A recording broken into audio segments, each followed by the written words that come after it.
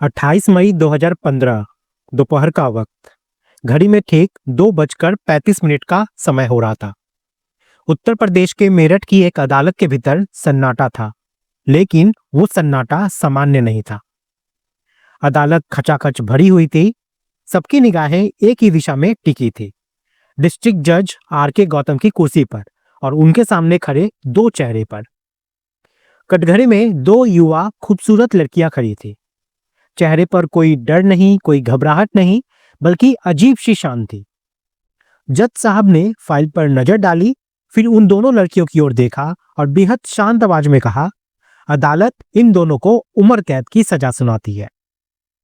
अब ये शब्द जैसे ही अदालत में गूंजे, वहां बैठे लोग सिहर उठे, लेकिन वो दोनों लड़कियां बिल्कुल शांत, मानो उन्हें इस फैसले का पहले से ही अंदाजा था।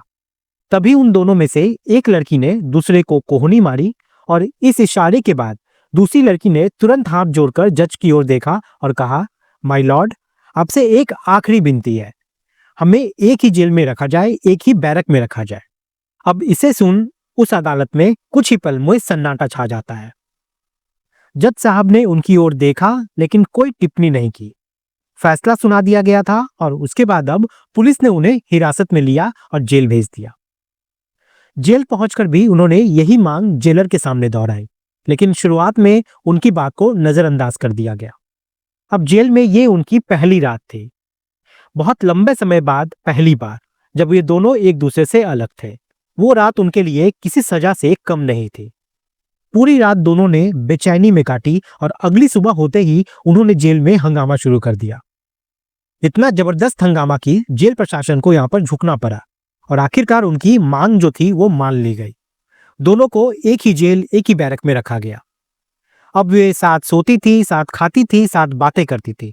रात के सन्नाटे में उनकी फुसफुसाहटें दूसरी महिला कैदियों तक पहुंचती थी और वे सब सोचने पे मजबूर हो जाते कि ये कैसा रिश्ता है। दोस्तों, आज की कहानी ऐसे ही दो सहेलियों की है जिन्होंने पूरे पश्चिम उत्तर प्रदेश को हिला के रख दिया था। ये कहानी अपने वक्त में अखबारों की सुर्खियों में थी, टीवी डिबेट्स में थी और लोगों के बीच चर्चाओं का बहुत बड़ा विषय बनी हुई थी। कहानी शुरू होती है 11 नवंबर 2008 से, मेरठ के मेडिकल थाना क्षेत्र के प्रेम प्रयाग मोहल्ले से। सुबह के करीब 6 बजे का वक्त था। मंजू लता नाम की एक महिला बार बार अपनी बड़ी बहन संतोष, जिसकी उम्र 62 साल थी, उसे फोन कर रही थी, लेकिन फोन स्विच ऑफ आ रहा था। फिर कुछ देर बाद इंतजार किया और फिर से फोन किया, लेकिन फिर से स्विच ऑफ। फिर जीजा प्रेमवीर सिंह को फोन किया तो उनका भी फोन यहाँ पे बंद आ रहा था। प्रेमवीर सिंह, जिनकी उम्र करीब 65 साल थी, यूपी पावर कॉर्पोरेशन से रिटायर्ड जेई थे। अब ये देख मंजू लता बेचैन हो जाती है। उसने अपने भांजे को फोन किया, लेकिन दिल को तसल्ली नहीं मिली। आखिरकार वो खुद बहन के घर पहुंच गई। घर पहुंचकर देखा तो मुख्य दरवाजे पर ताले लगे हुए थे और अंदर से कोई आवाज नहीं। लेकिन जब दरवाजे के अंदर झांका तो अंदर के कमरे खुले हुए थे। अब इसे देख शक जो है वो गहरा जाता है। पड़ोसियों की मदद से ताले को तोड़ा जाता है और जब अंदर का नजारा देखा गया तो रूह कांप जाती है। एक कमरे में संतोष की लाश पड़ी थी और दूसरे कमरे में प्रेमवीर सिंह खून से लथपथ पड़े हुए थे। साफ दिख रहा था कि उनके ऊपर कोई बेरहमी से यहाँ पे वार किया था। घर का सामान भी बिखरा हुआ था, जैसे डकैती हुई हो वहां पर। अब जल्द से यहाँ पे पुलिस को सूचना दी गई और मौके पर खबर पाकर एसएसपी रघुवीर लाल और एसपी राकेश कुमार मौके पर पहुंचते हैं। जांच शुरू हुई, तभी पुलिस की नजर घर में बंधे कुत्ते पर पड़ी। कुत्ता बिल्कुल शांत बैठा हुआ था, ना कोई जख्म, ना कोई डर। यही बात पुलिस को खटक गई। डकैती और कुत्ता यहाँ पे शांत, ये तो नहीं हो सकता। आसपास के लोगों से पूछा गया तो उन्होंने बताया कि रात में कुत्ते की भौंकने की कोई आवाज नहीं आई थी और इसी वजह से शक की सुई अब घरों के लोगों पर घूमने लगी। पता चला कि जिनकी वहां पे मौत हुई थी उनके 2 बच्चे हैं, बेटा गौरव सिंह और बेटी प्रियंका सिंह। दोनों बाहर रहते थे। बेटे को खबर दी गई तो वो रोता भी लगता वहां पर पहुंच जाता है, लेकिन बेटी प्रियंका, उसका कोई अता पता नहीं था। 2 दिन बीत जाते हैं। पुलिस ने प्रियंका की कॉल डिटेल निकलवाई और लोकेशन का डिटेल देख पुलिस यहाँ पे भौचक्का रह जाती है, चौंक जाती है, क्योंकि घटना वाली रात बेटी प्रियंका मेरठ में ही थी, उसी इलाके में, उसी घर में। अब पुलिस द्वारा जाल बिछाया गया और 16 नवंबर 2008 को पुलिस ने वेश बदलकर प्रियंका को पकड़ लिया। थाने में पूछताछ शुरू हुई, लेकिन प्रियंका यहाँ पे चुपचाप थी। पूरी रात एक शब्द नहीं बोली। तभी उसी पुलिस में से एक ने उसके सर पर हाथ रखकर कहा, देखो बेटी, तुम मेरी बेटी जैसी हो, जो भी सच है वो बात बता दो। बस इतना कहना था कि प्रियंका यहाँ पे टूट जाती है और फूट फूट कर रो पड़ती है। फिर जो कहानी उसने यहाँ पे पुलिस वालों को सुनाई, जो कहानी सामने आई, उससे पूरा देश हिल जाता है। प्रियंका सिंह जो पढ़ी लिखी थी, फैशन की दुनिया से जुड़ी हुई थी और 2005 में उसने मिस मेरठ का खिताब भी जीता था।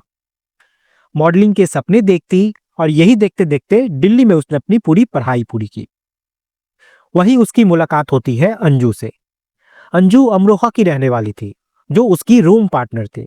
वक्त के साथ इन दोनों में बहुत गहरी दोस्ती होने लगी। दोनों एक दूसरे की बहुत ज्यादा फिक्र करती और ये फिक्र धीरे धीरे एक दूसरे से इतना ज्यादा लगाव में जुड़ गया कि ये एक ऐसे रिश्ते में बन जाते हैं जिसे समाज नाम नहीं देना चाहता। दोनों एक दूसरे के बिना रह नहीं पाते थे। साथ सोना, साथ खाना, साथ जीना, जैसे एक पति पत्नी करते हैं। अब यहां से दोनों सोचने लगे कि हमारी शादी की उम्र भी हो रही है, लेकिन समाज हमारे इस रिश्ते को कैसे स्वीकार करेगा। अब वो ये सब बातें सोचकर डरने लगती है और फिर अंजू यहाँ पे एक प्लान बनाती है। अंजू कहती है कि उसका एक भाई है अजेंद्र। वो प्रियंका को कहती है कि तू इससे बात कर और बातों ही बातों में इसे फंसाकर उससे शादी कर ले, ताकि हम हमेशा साथ रह सके। और यहाँ पे होता भी यही है। जब यहाँ पे अंजू प्रियंका को अपने भाई का नंबर देती है, फिर उन दोनों की यहाँ पे बातें शुरू होती है और वक्त के साथ दोनों प्रेम संबंध बनते हैं, जो कि एक दिखावा था। और वक्त के साथ आगे चल के इन दोनों की, यानी कि प्रियंका और अजेंद्र की कोर्ट मैरिज हो जाती है और सब यहाँ पे साथ में रहने लगते हैं। लेकिन वक्त के साथ हकीकत सामने आ जाती है और हकीकत जानकर प्रियंका के माता पिता ने उसे अपने संपत्ति से बेदखल कर दिया। फिर यहाँ पर वक्त बीतता है, प्रियंका के पास से पैसे खत्म होते हैं और 10 नवंबर 2008 की रात प्रियंका और अंजू साथ मिलकर अपने माता पिता के घर पहुंचते हैं और पैसे मांगने लगते हैं, जायदाद में हिस्सा मांगने लगते हैं। लेकिन मां ने यहाँ पे साफ साफ इनकार कर दिया। अब गुस्से में प्रियंका ने मां का मुंह दबाया, गला घोटा और तब तक घोटा जब तक कि उसकी मां की मौत न हो जाए।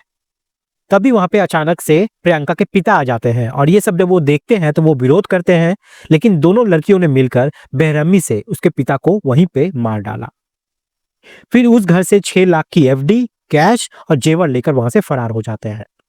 लेकिन वो कानून से ज्यादा दिन छिप नहीं पाते और आखिरकार कानून ने उन्हें पकड़ ही लिया और 2015 में उन्हें कोर्ट जो है वो उम्र कैद की सजा सुनाती है।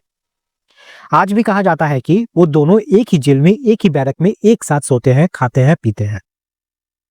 दोस्तों, इस कहानी का मकसद किसी को ठेस पहुंचाना नहीं, बल्कि ये बताना है कि जब रिश्ते, गुस्सा और लालच नियंत्रण से बाहर हो जाए तो नतीजा बहुत खौफनाक हो सकता है। दोस्तों, इस पूरी घटनाक्रम को सुनाने का उद्देश्य किसी को परेशान करना नहीं, किसी का दिल दुखाना नहीं है, बल्कि आपको जागरूक करना है, आपको सचेत करना है। आप सब लोग अपना ख्याल रखें, सुरक्षित रहें। जय हिंद, जय भारत।